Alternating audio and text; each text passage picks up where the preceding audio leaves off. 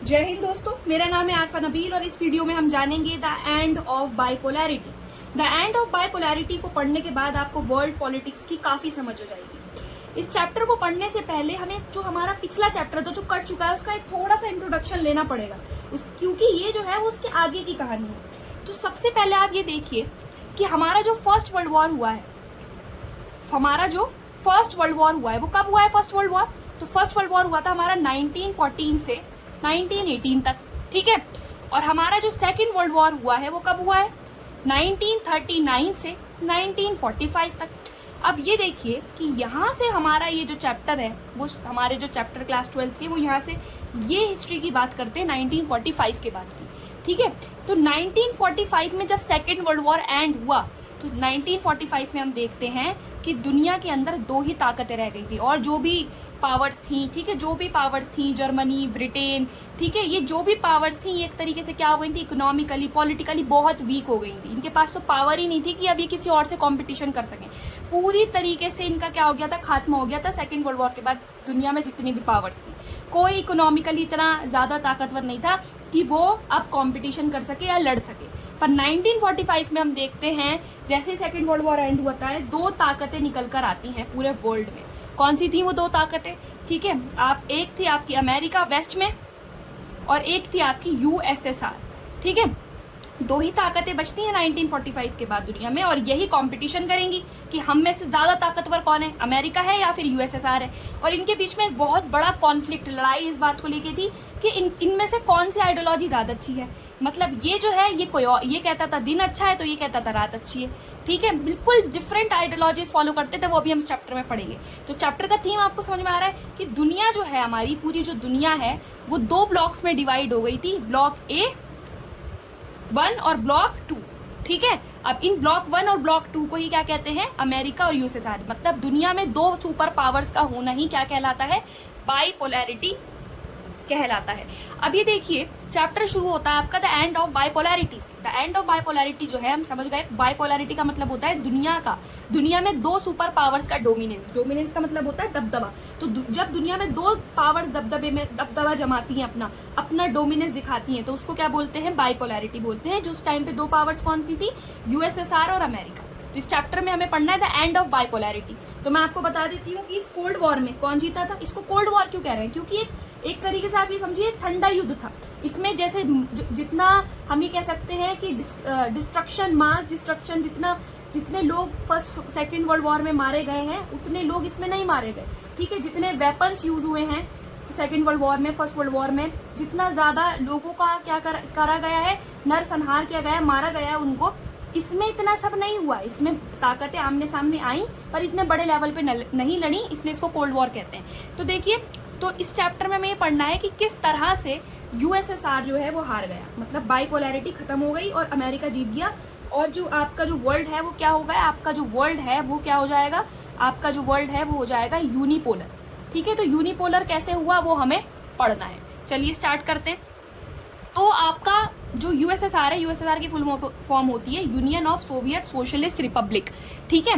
तो ये यूनियन होता है सोवियत सोशलिस्ट रिपब्लिक का, मतलब एक काउंसिल होती है, यूनियन होती है किसकी, सोशलिस्ट रिपब्लिक। मतलब जो लोग भी सोशलिज्म फॉलो करते हैं, ठीक है, जो लोग भी कम्युनिज्म फॉलो करते हैं। अभी आपको इन दोनों टर्म्स को साथ में लेके चलना है, कम्युनिज्म भी और सोशलिज्म भी, ठीक है।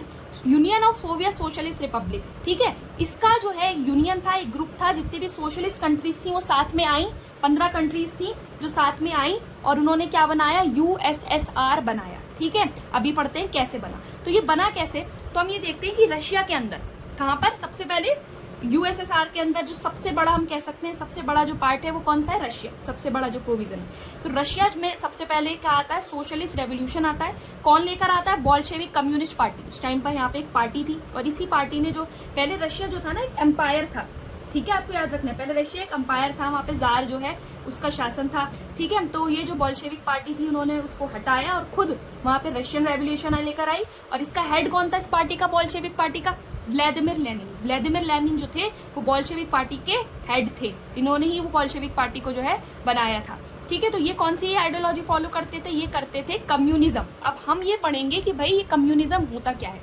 तो कम्युनिज्म कुछ नहीं होता, कम्युनिज्म जो है वो एक लैटिन वर्ड से निकला है कम्युनिस, और किसका मतलब होता है कॉमन, मतलब सभी के लिए सारी चीज़ें कॉमन होनी चाहिए। ऐसा नहीं है कि ये पर्टिकुलर चीज़ जो है ये अमीर के लिए है, ये पर्टिकुलर चीज़ जो है ये गरीब के लिए है। मतलब एक ऐसा स्टेट जहाँ पर एक सारे जो सर्विसेज हैं, फार्म्स हैं, फैक्ट्रीज हैं, मतलब सब कुछ, सारी प्रॉपर्टी, फार्म, सर्विसेज कौन कंट्रोल करता है? स्टेट कंट्रोल करता है। उसको हम बोलते हैं कम्युनिज्म। पहला पॉइंट, बहुत थ्योरी है ये, पहले समझिए। पहला पॉइंट क्या है कि जहाँ पे कोई पर्टिकुलर इंडिविजुअल क्या ना हो, इंडिविजुअल ओनरशिप ना हो, ठीक है, किसी के पास कुछ ना हो, कोई प्रॉपर्टी किसी के पास ना हो, सब कुछ क्या हो, स्टेट के पास हो, उसको बोलते हैं कम्युनिज्म। जहाँ पे कोई क्लास ना हो, किसी भी तरह की क्लास ना हो, मतलब जहाँ पर कोई भी सोसाइटी क्लास बेस पे ना हो, कोई रिच ना हो, कोई पुअर ना हो, कोई धर्म भी ना हो, किसी धर्म के आधार पर भी कोई क्लास ना बटी हुई हो कि आप हिंदू हैं हम मुसलमान हैं, ऐसा कुछ नहीं होना चाहिए। नो प्राइवेट प्रॉपर्टी भाई, क्योंकि जो जितनी भी प्रॉपर्टी है वो कौन ओन कर रहा है? सारी प्रॉपर्टी कौन ओन कर रहा है? आपका स्टेट। तो स्टेट के पास मतलब एक सारे लोग जो मिलके है ना एक कम्युनिटी बनाते हैं, और वो कम्युनिटी सारे रिसोर्सेज पे क्या करती है? अपना ऑक्यूपेशन रखती है, अपना जो है उसके हिसाब से लोगों के अंदर जो है वो बांट देती है, ठीक है। तो लोगों की नीड के हिसाब से जो है सबको मिल जाता है। जैसे अगर मेरे 10 बच्चों की फैमिली है तो मुझे मेरे 10 बच्चों के हिसाब से जो है काम मिलेगा और रिसोर्सेज मिलेंगे, और ऐसे ही अगर किसी की 2 बच्चों की फैमिली हो तो उसको उसके हिसाब से, नीड के हिसाब से उसको एजुकेशन, खाना पीना सब उसको मिलेगा, ठीक है। प्लान्ड इकोनॉमी होती है, इकोनॉमी जो होती है प्लान्ड होती है। कौन प्लान करता है? स्टेट प्लान करता है, ठीक है। उसके बाद इंडिविजुअल फ्रीडम यहाँ पे होती नहीं है, क्योंकि अगर इंडिविजुअल फ्रीडम होगी तो मैं कहूँगी ना कि मैं तो चाहती हूँ कि मैं ज़्यादा अर्न करूँ, तो यहाँ पर इंडिविजुअल फ्रीडम नहीं होती, लोगों को बोलने की आज़ादी भी नहीं होती, सेंसरशिप लगी हुई होती है। यहाँ पर कम्युनिस्ट कंट्रीज में सेंसरशिप होती है, मीडिया जो है वो सरकार के खिलाफ कुछ नहीं बोल सकती। कलेक्टिव ओनरशिप होती है। यहाँ पे ऐसा नहीं है कि ये मेरा खेत है, ये आपका खेत है, ऐसा नहीं होगा। हम दोनों के खेतों को मिला के हमें क्या करनी पड़ेगी? एक ही जगह खेती करनी पड़ेगी। इसको बोलते हैं कलेक्टिव ओनरशिप, मतलब कलेक्टिवाइजेशन। ये स्टैलिन ने करा, तभी हम स्टैलिन के बारे में पढ़ेंगे आगे, ठीक है। तो जितने भी खेत थे उसने क्या करा था? जितने भी खेत थे उन्होंने आपस में मिला दिए, तो उस पर क्या करा था? एक बड़ी फार्मिंग करी थी, ठीक है।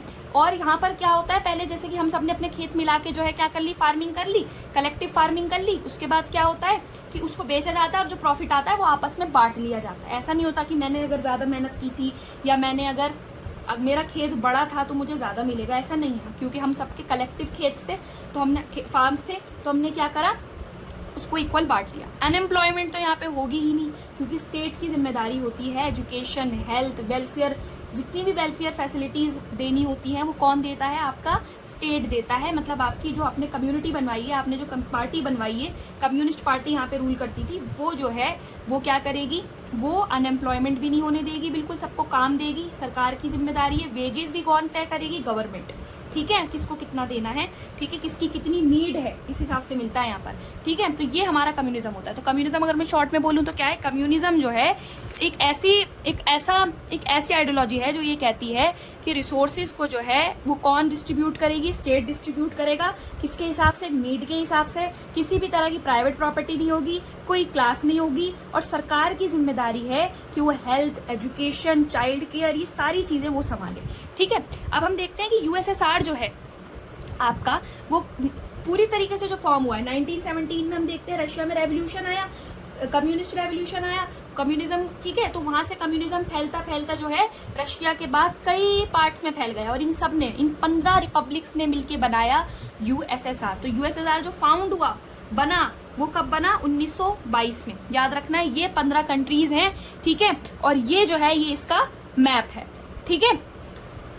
तो यहाँ हम देखते हैं कि 1922 में यूएसएसआर बन के तैयार हो जाता है इन 15 कंट्रीज के मिलने से, ठीक है। उसके बाद देखिए सोशलिस्ट सिस्टम क्या था। देखिए सोशलिस्ट सिस्टम जो था हमारा, सोवियत सिस्टम, ठीक है, तो वो किस पर बेस्ड था?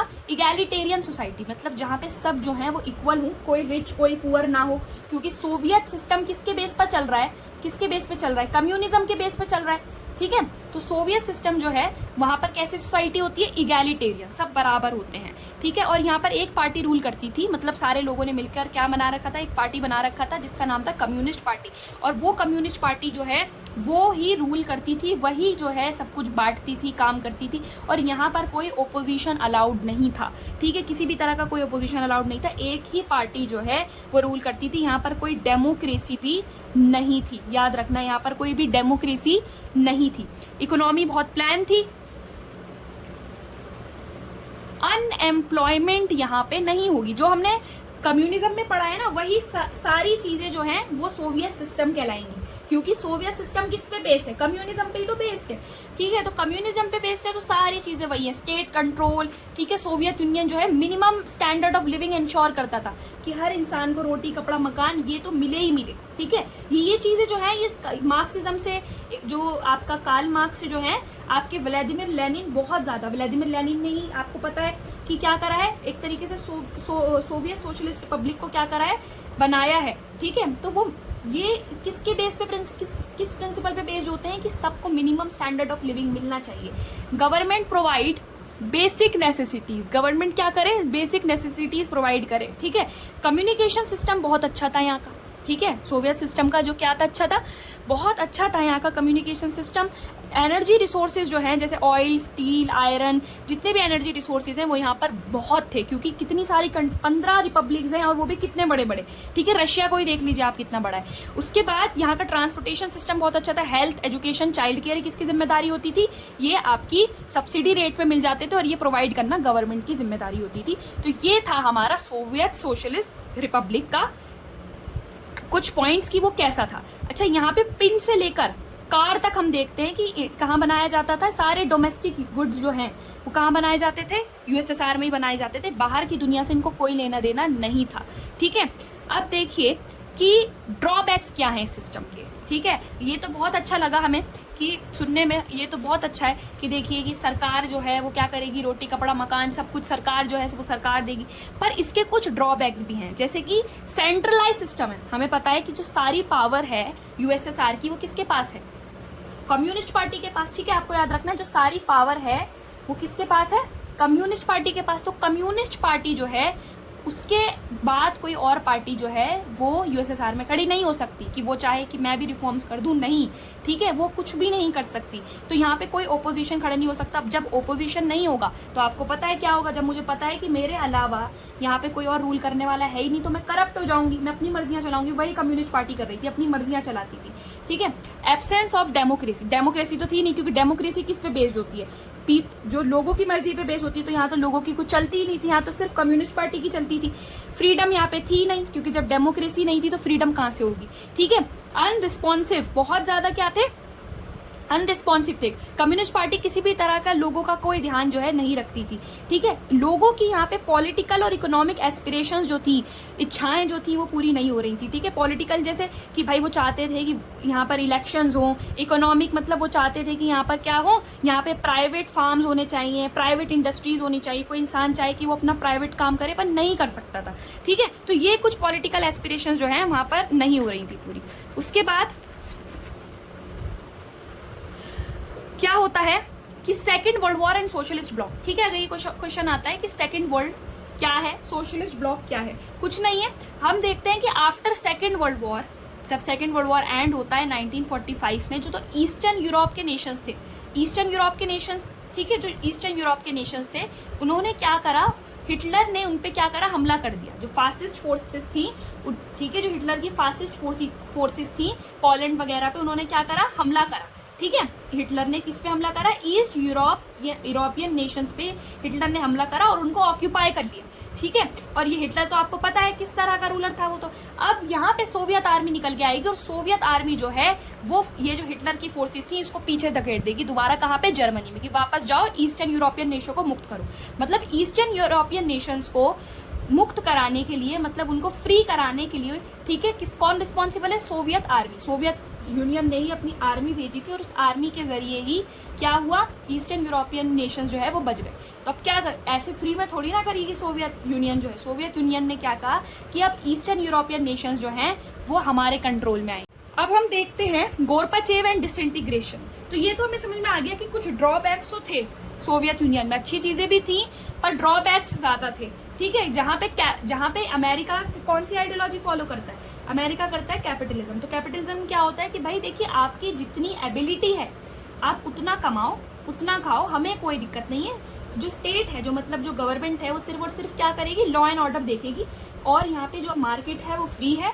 ठीक है, ये मतलब वहाँ पर प्राइवेट प्रॉपर्टी रख सकते हैं। ठीक है, वहाँ पर एक तरीके से किसका प्रिंसिपल चलता है, कैपिटलिज्म का प्रिंसिपल चलता है कि खुद कमाओ खुद खाओ किसी भी तरह का हम गवर्नमेंट जो है लॉ एंड ऑर्डर संभालेगी, किसी भी तरह की ऐसी सब्सिडीज़ वगैरह कुछ नहीं मिलेगा। जैसे यहाँ पे हेल्थ वगैरह सब, हेल्थ एजुकेशन कितना सब्सिडी रेट पे मिलता था, फ्री बराबर मिलता था एक तरीके से, ठीक है। तो यहाँ पर हम देखते हैं कि गोरबाचेव आएंगे। पहले गोरबाचेव के आने से पहले बहुत सारे जो है यूएसएसआर के लीडर बनेंगे। देखिए सबसे पहले हैं व्लादिमीर लेनिन। व्लादिमीर लेनिन जो हैं ये इन्हीं की वजह से यूएसएसआर एक तरीके से बना था। व्लादिमीर लेनिन, बोल्शेविक रेवोल्यूशन यहाँ पर हम देखते हैं आया था। उसके बाद है जोसेफ स्टालिन। जोसेफ स्टालिन ये बहुत ही एक तरीके से क्रूर थे, इतने ज़्यादा ये अपने सिद्धांतों को लेकर इतने ज़्यादा डिटरमाइंड थे, ठीक है, कि जो भी इनके बीच में आता था उनको ये मरवा देते थे, ठीक है। इंडस्ट्रियलाइजेशन, ठीक है, इनके दौर में यहाँ पे इंडस्ट्रीज़ लगी बड़ी बड़ी यूएसएसआर में। कलेक्टिवाइजेशन जो मैंने आपको बताया था कि जो सारे खेत थे वो आपस में मिला लिए गए थे, ठीक है, कोई प्राइवेट कुछ नहीं है, सबको मिलाकर सब इक्वली काम होगा, ठीक है। उसके बाद आए आपके नितिका ख्रुश्चेव, ठीक है, और नितिका ख्रुश्चेव के बाद आपकी आए लियोनिड ब्रेजनेव, और लियोनिड ब्रेजनेव के बाद आए आपके मिखाइल गोरबाचेव। तो मिखाइल गोरबाचेव जो हैं ये लास्ट प्रेसिडेंट थे सोवियत यूनियन के, ठीक है, ये आपको याद रखना है। इनके बाद जो है वो सोवियत यूनियन कंप्लीटली क्या हो गया था, डिसइंटीग्रेट हो गया था, ख़त्म हो गया था, ठीक है। तो ये गोरबाचेव देखिए, गोरबाचेव को ये लगता था कि रिफॉर्म्स ज़रूरी हैं, रिफॉर्म्स जो हैं वो यूएसएसआर में ज़रूरी हैं, सुधार ज़रूरी हैं। तो वो सुधार लेके आए पेरेस्ट्रोइका और ग्लासनोस्ट। पेरेस्ट्रोइका क्या था, रिकंस्ट्रक्टिंग, मतलब रिकंस्ट्रक्ट करो, जो भी फैक्ट्रीज हैं उसको दोबारा से रिकंस्ट्रक्ट करो, इंडस्ट्रीज को रिकंस्ट्रक्ट करो, जो तरीके चल रहे हैं उनको दोबारा जो है ठीक करो। ओपननेस का मतलब जो बंद, मतलब यूएसएसआर किसी भी तरह का बाहर से कोई रिलेशन नहीं रखता था बाहर की दुनिया से। तो ओपननेस मतलब दूसरी दुनिया, जो दूसरे जगहों के जो कंट्रीज हैं उनको भी क्या आपका यूएसएसआर के अंदर आने दो, और यूएसएसआर के अंदर फैक्ट्रीज लगाने दो, काम करने दो एक तरीके से। इन्होंने क्या करा, वेस्ट वर्ल्ड के साथ रिलेशन बनाए। जहाँ स्टालिन जो थे, स्टालिन तो इतने ज़्यादा एक तरीके से अपने प्रिंसिपल्स को लेके इतने ज़्यादा डिटरमाइंड थे कि वो तो बिल्कुल उनको पता था कम्युनिज्म ही फॉलो करना है, बिल्कुल बाहर की दुनिया से बिल्कुल कोई रिलेशन नहीं रखना। पर ये जो थे, यहाँ पे देखते हैं हम गोरबाचेव जो हैं ये क्या करते हैं, बाहर वेस्ट के देशों से अपने संबंध सुधारने शुरू करते हैं कि ऐसी क्या लड़ाई हो गई ईस्ट में और वेस्ट में, क्योंकि यूएसएसआर ईस्ट में पड़ता है वर्ल्ड में अगर आप देखोगे, और आपका अमेरिका वेस्ट में पड़ता है। इन्होंने जर्मनी के यूनिफिकेशन में मदद की। अब देखिए जर्मनी में क्या था, मैं आपको बताती हूँ। जर्मनी जो है ना आपका, देखिए जर्मनी इस तरह से आप समझ सकते हैं कि देख लीजिए, जैसे कि मान लीजिए ये जर्मनी है, जर्मनी को ना दो पार्ट्स में डिवाइड हुआ था जर्मनी। ये था ईस्ट बर्लिन भी बोल सकते हैं आप इसको, बर्लिन, ठीक है, और ये आपका वेस्ट बर्लिन, ठीक है, और इसके बीच में ये एक वॉल थी और इसको बोलते थे वॉल ऑफ बर्लिन, बर्लिन की दीवार, ये, ठीक है। ये वेस्ट बर्लिन किसके पास था, अमेरिका के पास, ठीक है, और ये वाला किसके पास था, यूएसएसआर के पास, और इन दोनों के बीच में एक दीवार खड़ी हुई थी जिसे बोलते हैं वॉल ऑफ बर्लिन। अब हम ये देखते हैं, गोरबाचेव कहते हैं कि ठीक है कोई बात नहीं, ईस्ट बर्लिन के लोग ना बड़े गुस्सा थे यूएसएसआर से, उनको यूएसएसआर का सिस्टम पसंद नहीं था। वो देखते थे वेस्ट बर्लिन के लोग तो बड़े खुश हैं और हमें देखो हम कितने बेचारे परेशान रहते हैं, ठीक है, अभी पता चलेगा क्यों, ठीक है। तो ईस्ट बर्लिन के लोगों ने ये दीवार तोड़ दी और जर्मनी, पूरा जर्मनी जो है एक तरीके से वो क्या बन गया, एक तरीके से वो पूरा जो जर्मनी था वो किसके ब्लॉक में चला गया, अमेरिका के ब्लॉक में चला गया, ठीक है, अमेरिका की आइडियोलॉजी को फॉलो करने लगा। तो यहाँ पर गोरबाचेव ने कुछ नहीं किया और बल्कि क्या करी, यूनिफिकेशन में मदद कर दी कि ठीक है कर लो, कोई बात नहीं। यहीं स्टालिन होता तो स्टालिन ऐसा कभी नहीं करने देता, ठीक है। अब देखिए अब क्या हुआ, सोवियत यूनियन ने अपनी आर्मी को भेजा था, ठीक है, 1979 की बात है।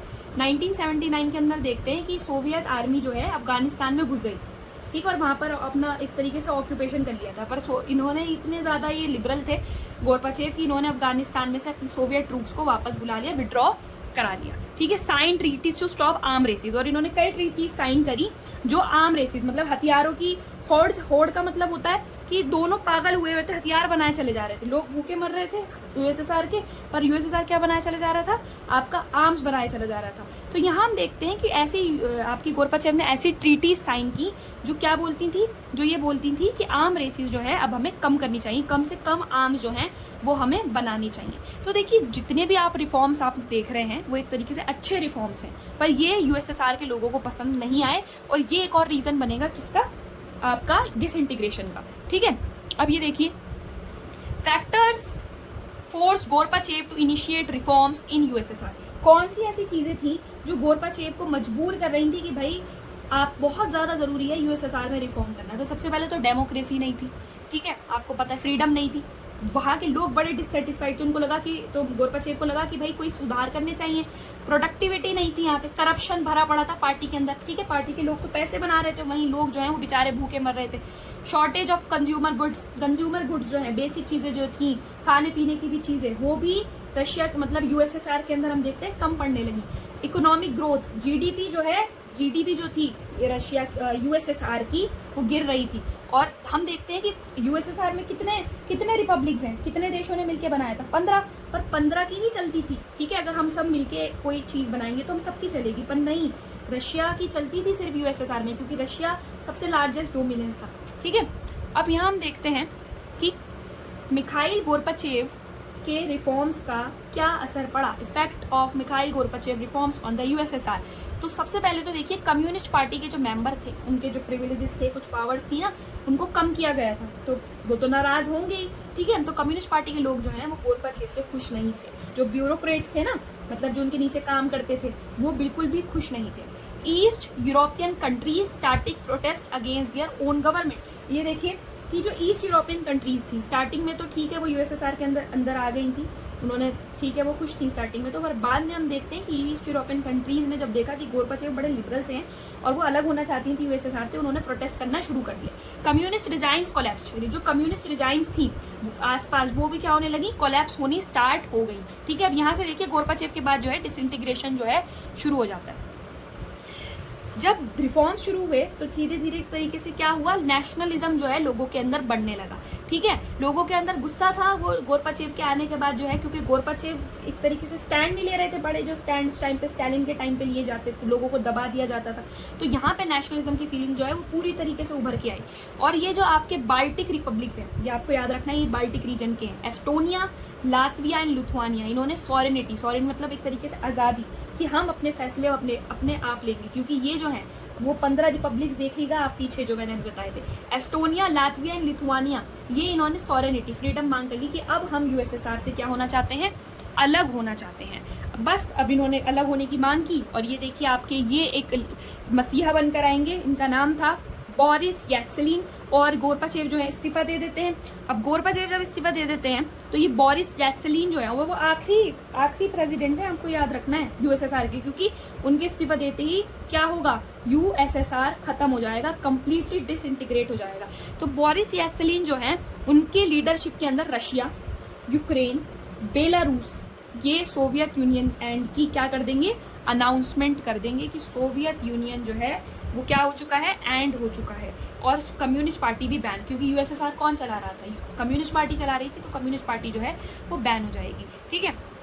CIS, अब क्या है ये CIS, इसका फुल फॉर्म है कॉमनवेल्थ ऑफ इंडिपेंडेंट स्टेटस। क्या है ये, तो आप ये बताइए कि जैसे कि यूएसएसआर तो चलिए ख़त्म हो गया, पर यूएसएसआर जो था आपका, वो उस कितने रिपब्लिक्स थे उसमें 15, तो क्या वो 15 रिपब्लिक्स अब बिल्कुल अलग अलग कंट्रीज़ बना लेंगे, उनका कोई लेना देना नहीं होगा, उन्होंने एक कॉमन हिस्ट्री शेयर की है, तो वो अब कहेंगे कि चलिए एक फॉर्मल ग्रुप तो ख़त्म हो गया, एक ऑफिशियल ग्रुप तो ख़त्म हो गया यूएसएसआर, पर हम फिर भी हमें क्या रहना चाहिए, हमें कुछ मुद्दों को लेकर बातें करनी है, उसके लिए हमें साथ रहना चाहिए। तो यहाँ पे कुछ 12 रिपब्लिक्स मिलके क्या बनाएंगे, जो 12 रिपब्लिक्स है CIS, Commonwealth of independent status, मतलब जो फॉर्मर पहले सोवियत नेशंस थे, अब नहीं है, जो पहले सोवियत संघ के अंदर थे, यूएसएसआर के अंदर थे, ठीक है, सोवियत ब्लॉक भी इसको बोल सकते हैं। तो जो पहले सोवियत ब्लॉक का हिस्सा थे, यूएसएसआर का हिस्सा थे, वो लोग 12 नेशंस, 15 थे पर 3 शामिल नहीं होते, लातविया, एस्टोनिया, लिथुआनिया, ये मना कर देते हैं कि भाई हम नहीं यूएसएसआर में शामिल होंगे, CIS में शामिल होंगे। पता करें आगे कि जो CIS है वो भी क्या बना गया, आगे जाके यूएसएसआर की बना, अथॉरिटेटिव बन गया, अथॉरिटेरियन बन गया, हम शामिल नहीं होंगे इसके अंदर। और ये बल्कि क्या ज्वाइन कर लेते हैं, नाटो ज्वाइन कर लेते हैं। नाटो किसका है, नाटो अमेरिका का, ठीक है, आपको याद रखना है। तो ये ठीक है, तो यहाँ पर हम देखते हैं इसका ऑब्जेक्टिव क्या था, इसका ऑब्जेक्टिव था डिस्प्यूट रिजॉल्व करना, क्योंकि जब आप देखोगे जब यूएसएसआर जब डिसइंटीग्रेट होगा तो वो जो 15 रिपब्लिक्स जो हैं वो अलग अलग जब होंगे तो उनमें बहुत प्रॉब्लम्स थी, बहुत ज़्यादा प्रॉब्लम्स थी। तो उन प्रॉब्लम्स को, उन डिस्प्यूट्स को, उनकी लड़ाई झगड़ों को सुलझाने के लिए, ह्यूमन राइट्स को इंश्योर करने के लिए, इकोनॉमिक और सोशल डेवलपमेंट करने के लिए, ट्रेड करने के लिए, है ना, क्योंकि उन्होंने कॉमन हिस्ट्री, कॉमन ट्रेड एक तरीके से फॉलो किया था, ठीक है। तो इन सब के लिए यहाँ पे हमारा देखते हैं CIS बनता है, ठीक है। तो CIS जो है इसके अंदर इस टाइम तो शायद 9 कंट्रीज शामिल हैं, ठीक है। तो लातविया, एस्टोनिया और लिथुआनिया आप याद रखिएगा, इन्होंने CIS ज्वाइन नहीं किया था। उसके बाद देखिए क्या होता है, उसके बाद डिसइंटीग्रेशन ऑफ सोवियत यूनियन, ठीक है। क्या रीज़न थे सोवियत यूनियन के डिसइंटीग्रेशन के? तो जो थोड़े से तो हमने ड्रॉबैक्स पढ़े थे, आपको पता ही चल गया होगा क्या कमियां हैं, और यहाँ पे डिसइंटीग्रेशन के कुछ रीज़न लिखे हुए हैं। देखिए सबसे पहला तो यही है कि सोवियत यूनियन ने क्या किया था, सोवियत यूनियन ने इन्वेड करा था कहाँ पे, अफगानिस्तान में। वो भी हम पढ़ेंगे, पूरा अफगानिस्तान का आगे टॉपिक है, ठीक है। तो अफगानिस्तान में जब आप बताइए इन्वेड करेंगे तो कितना खर्चा हुआ होगा इनका, ठीक है। तो वहाँ पर इनको हैवी लॉस हुआ, इकोनॉमी में इनकी भारी क्या हुआ, नुकसान हुआ। सोवियत यूनियन जो है अपना ज़्यादातर रिसोर्सेज, पैसा सारा किस में लगाता था, वेपन्स बनाने में, मिलिट्री वेपन्स बनाने में लगाता था, अपने मिलिट्री पे बहुत ध्यान देता था। लोग तो भूखे मर रहे थे इसके, पर वेपन्स बनाने थे, ठीक है। उसके बाद हम देखते हैं Russians dominated over other ethnic group, जो भी देखिए किसमें, मैंने अभी आपको बताया बार बार कि USSR में 15 रिपब्लिक्स थे, ठीक है, उनमें रशियंस भी थे, ठीक है। तो हम ये देखते हैं कि रशियन डोमिनेट करते थे दूसरे एथनिक ग्रुप्स पे, जो दूसरे एथनिक ग्रुप्स थे उन पे क्या करते थे, जो दूसरी तरीके से एथनिसिटी जो उस वहाँ पे पाई जाती थी, उनको क्या करते थे, नेग्लेक्ट करते थे। उनको ऐसा फील कराते थे कि रशियन का जो एक तरीके से है वो आपका नहीं है, एथनिसिटी जो है हमारी तो बड़ी है, आपकी छोटी है, इस तरह से रशियन जो है डोमिनेट करते थे। फिर उसके बाद नेशनलिज्म इमर्ज हुआ लोगों के अंदर। लोगों को लगा कि कम्युनिस्ट पार्टी को ख़त्म करना ज़रूरी है, तो लोग जो है सड़कों पे आ गए। और यहाँ पर एक्सपेंडिचर भी बहुत इंफ्रास्ट्रक्चर बहुत ख़राब हो गया था टेक्नोलॉजी के मामले में। ऐसा नहीं है कि बहुत पीछे थे इस टाइम पे, तो और देशों से तो आ गई था USSR, पर अमेरिका के मुकाबले देखा जाए तो इंफ्रास्ट्रक्चर और टेक्नोलॉजी के मामले में बहुत बहुत पीछे था, ठीक है। तो अब देखते हैं हम कि जब डिसइंटीग्रेशन हो गया सोवियत यूनियन का, तो इसके क्या कॉन्सिक्वेंसेस हुए।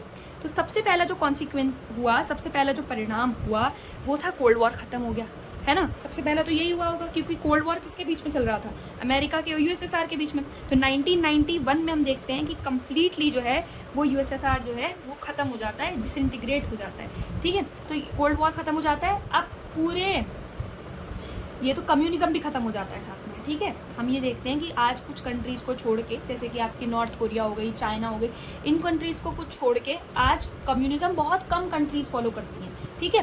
तो कैपिटलिज्म जो है पूरी दुनिया पे एक तरीके से छा गया। ये आइडियोलॉजी अब जो है ज़्यादातर कंट्रीज़ फॉलो करने लगी। पहले कम्युनिज्म और कैपिटलिज्म में लड़ाई थी, कैपिटलिज्म जीत गया। पूरा जो दुनिया थी वो क्या हो गई, यूनिपोलर हो गई। मतलब अब अमेरिका रहेगा, यूनिपोलर मतलब ओनली वन पोल डोमिनेंस, एक ही ब्लॉक का डोमिनेंस, ठीक है। एंड ऑफ आर्म रेसिस जो है पीसफुल वर्ल्ड बन गया, आर्म रेसिस खत्म हो गई। जो वॉर्सो पैक्ट था वो भी खत्म हो गया, ठीक है। वॉर्सो पैक्ट इंपॉर्टेंट है। उसके बाद Russia inherited USSR status permanent member of, ठीक है, यूनाइटेड जो सिक्योरिटी काउंसिल है, यूनाइटेड नेशंस वाला जब चैप्टर पढ़ेंगे तो उसमें बताऊंगी। यूनाइटेड नेशन एक इंटरनेशनल ऑर्गेनाइजेशन है जो हमारे पीस को, ठीक है, बनाए, मतलब पीस के लिए हमारे बनी हुई है, ठीक है, लोगों कॉरपोरेशन के लिए बनी हुई है, ठीक है। तो यहाँ पे जो है इसके अंदर क्या होता है, UN के अंदर, यूनाइटेड नेशन के अंदर जो सिक्योरिटी काउंसिल होती है उसके अंदर ना 5 परमानेंट मेंबर होते हैं, तो पहले जो परमानेंट मेंबर था वही था USSR, पर 1991 में तो USSR डिसइंटीग्रेट हो गया। तो USSR की सीट किसने ली, तो USSR की सीट ली रशिया ने। इस पर और लोग बड़ा गुस्सा हुए थे, ठीक है। एस्टोनिया ने कहा हम भी तो USSR का पार्ट थे, हम भी तो ले सकते थे, पर नहीं, रशिया ने कहा कि मैं सबसे बड़ा डोमिनेंस हूँ तो मैं लूँगा, ठीक है। और उसके बाद 15 सॉवरेन कंट्रीज बनी, ठीक है। सबसे बड़ी कंट्री कौन सी होगी, रशिया होगी, ठीक है। तो यहाँ से ये कॉन्सिक्वेंसेज निकल के आए। और कैपिटलिस्ट इकोनॉमी, पूरी दुनिया में कैपिटलिस्ट इकोनॉमी डोमिनेंट हो गई। और नई जो कैपिटलिज्म पे जो बेस्ड थी, ऐसे क्या बनी, ऑर्गेनाइजेशंस बनी, जैसे वर्ल्ड बैंक और इंटरनेशनल मॉनेटरी फंड। ये फुल फॉर्म्स पूछी जाती हैं एग्जाम में, ठीक है। पावर रिलेशंस चेंज हो गए, ठीक है। पहले जो कंट्रीज जो है, मान लीजिए USSR की वाहवाही करती थी, अब वो किसकी वाहवाही करने लगी, अमेरिका की वाहवाही करने लगी। फ्री मार्केट खुल गई पूरे, मतलब दुनिया में किसका, ठीक है, फ्री मार्केट, फ्री ट्रेड की बात होने लगी। ग्लोबलाइजेशन की बात हुई, ग्लोबलाइजेशन से क्या होगा, बहुत सारे देश जो हैं आपस में कनेक्ट होंगे। और CIS मैंने अभी पढ़ा आपको क्या था, कि जब फॉर्मर सोवियत यूनियन से उन्होंने मिलकर ये ग्रुप बनाया था, ठीक है। अब यहाँ से क्या होगा, ये है शॉक थेरेपी। तो हम देखते हैं जब सोवियत यूनियन का जो है एंड हो जाता है तो क्या होता है, जितनी एक ट्रांजिशन होता है शॉक थेरेपी, ठीक है।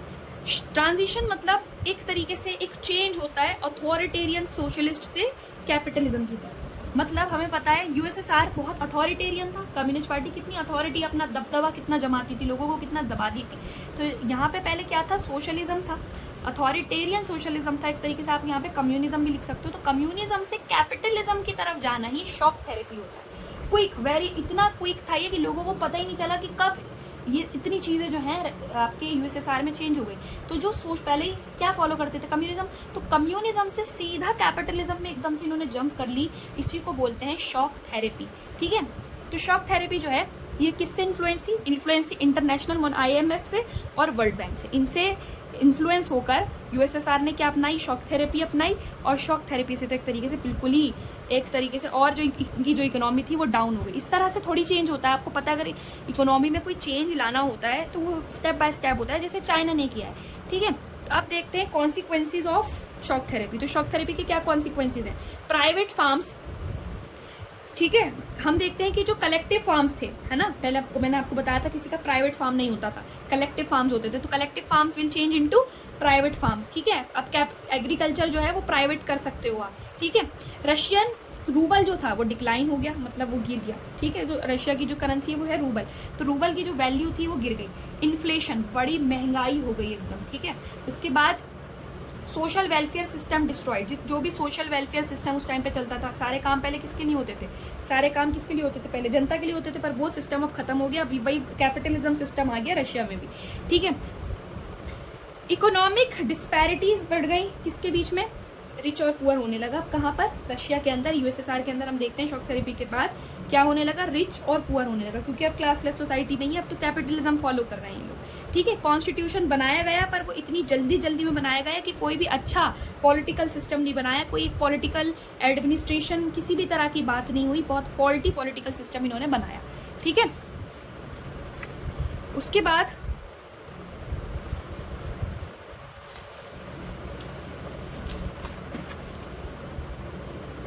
Emergence of mafia.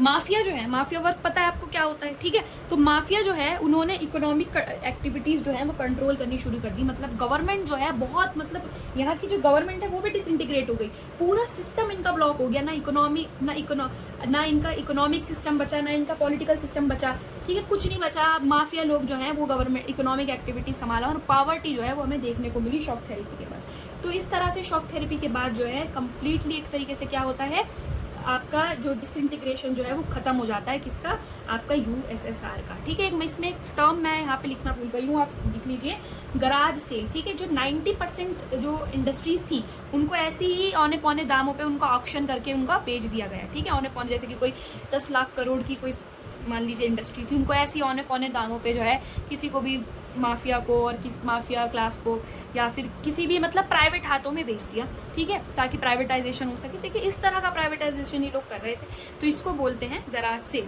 ठीक है। अब देखिए जब यूएसएसआर, अभी देखिए जब यूएसएसआर एक तरीके से क्या हुआ, यूएसएसआर का जब एंड हुआ तो हम देखते हैं 15 रिपब्लिक्स निकल के आए। तो क्या वो 15 रिपब्लिक ऐसे खुशी जो है रहना शुरू कर दिया था कि चलो ठीक है अब हम सॉवरेन कंट्री बन गए हैं, अब हम अपने फैसले खुद लेंगे? नहीं, बहुत दिक्कतें जो हैं हमें देखने को मिलती हैं। कहाँ पर, यूएसएसआर के जो प्रोविज़न थे पहले, ठीक है, जो यूएसएसआर के पहले शामिल थे यूएसएसआर में, उनमें बड़ी दिक्कतें देखने को मिली। जैसे कि रशिया के अंदर जो दो जगहें थी, चेचनिया और दागिस्तान, वहाँ पे हम देखते हैं कि अलग उनको क्या होना था, अलग अलग मूवमेंट वहाँ पे चलने थे। वो अलग होने के लिए जो है रशिया से क्या करने लगे, मूवमेंट चलाने लगे, ठीक है। उसके बाद सेंट्रल एशिया में एक जगह है तजाकिस्तान के अंदर 10 साल तक सिविल वॉर जो है वो चलता रहा। 2001 में जो है सिविल वॉर यहाँ पे ख़त्म हुआ, ठीक है। उसके बाद अज़रबैजान के अंदर एक प्रोविज़न है, अज़रबैजान, अगर आप देखो मैप के अंदर, अज़रबैजान में एक प्रोविज़न है नागार्नो काराबाख। तो नागार्नो काराबाख के जो लोग थे वो अलग होना चाहते थे, किससे, अज़रबैजान से, और किसका पार्ट बनना चाहते थे, आर्मीनिया का, क्योंकि वो ये कहते थे नागोर्नो काराबाख के जो लोग हैं वो ये कहते थे कि देखिए हमें अज़रबैजान में नहीं रहना, हम किसका पार्ट बनना चाहते हैं, आर्मीनिया का पार्ट बनना चाहते हैं, ठीक है। अब ये देखिए चेकोस्लाविया जो था, चेकोस्लोवाकिया, ये 2 पार्ट्स में बढ़ गया, किसमें, चेक्स में और स्लोवाकिया में 1993 में। देखिए क्या हो रहा है, ठीक है। तो जब यूएसएसआर डिसइंटीग्रेट हो गया तो जो भी इसकी फॉर्मर रिपब्लिक्स कंट्रीज थी उनमें लड़ाइयाँ चल रही हैं, ठीक है। तो चेकोस्लाविया भी अलग हो गया। Central Asia zone of competition बन गया, हाँ, क्योंकि देखिए सेंट्रल एशिया जो है, सेंट्रल एशिया में हमें पता है क्या है कि ऑयल और नेचुरल रिसोर्सेज बहुत है, ठीक है। तो वहाँ पे लड़ाई झगड़े होने लगे कि सेंट्रल एशिया पे जो है अमेरिका जो है वो क्या करने लगा, अपना डोमिनेंस जमाने लगा, वो भी हम आगे पढ़ेंगे। युगोस्लाविया के जो प्रोविज़न थे, क्रोशिया वगैरह, ठीक है, उन्होंने अपने आप को क्या करना शुरू कर दिया, अपने आप को इंडिपेंडेंस देना शुरू कर दिया कि अब हम युगोस्लाविया का पार्ट नहीं बनेंगे। तो ये टेंशंस और कॉन्फ्लिक्ट्स है किसके बीच में, सोवियत रिपब्लिक्स के बीच में, ठीक है।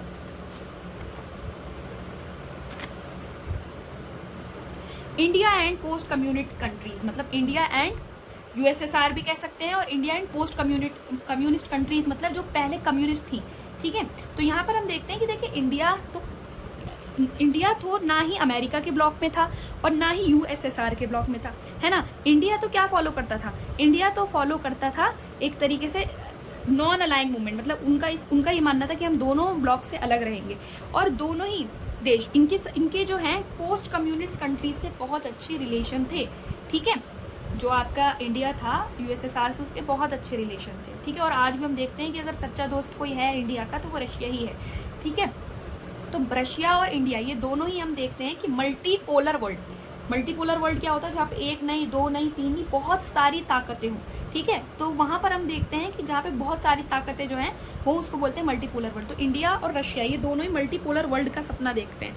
उसके बाद इंडिया और रशिया के बीच में 80 बायलैटरल एग्रीमेंट हुए हैं 2001 में, 80 बायलैटरल एग्रीमेंट्स, ठीक है, पीस के लिए, ट्रेड के लिए, ठीक है। इंडिया को जब यूएन में, सिक्योरिटी काउंसिल में मदद किसकी मिली, हमेशा इंडिया को, हमेशा। जैसे कश्मीर मुद्दा है तो कश्मीर मुद्दे पे जो है हम देखते हैं रशिया ने क्या दे दिया था, वीटो दे दिया था, क्योंकि रशिया जो है वो यूएन के अंदर, यूएन की सिक्योरिटी काउंसिल में परमानेंट मेंबर है, तो वो उसने वीटो दे दिया था किसके फेवर में, इंडिया के फेवर में। तो जब इंडिया को हर मुद्दे पे, जैसे कश्मीर मुद्दे पे, एनर्जी सप्लाई के मुद्दे पे, सेंट्रल एशिया से रिलेशन बनाने में, ठीक है, तो जब हम देखते हैं कि इंडिया को ज़रूरत पड़ी तो रशिया ने इंडिया का साथ दिया है, ठीक है।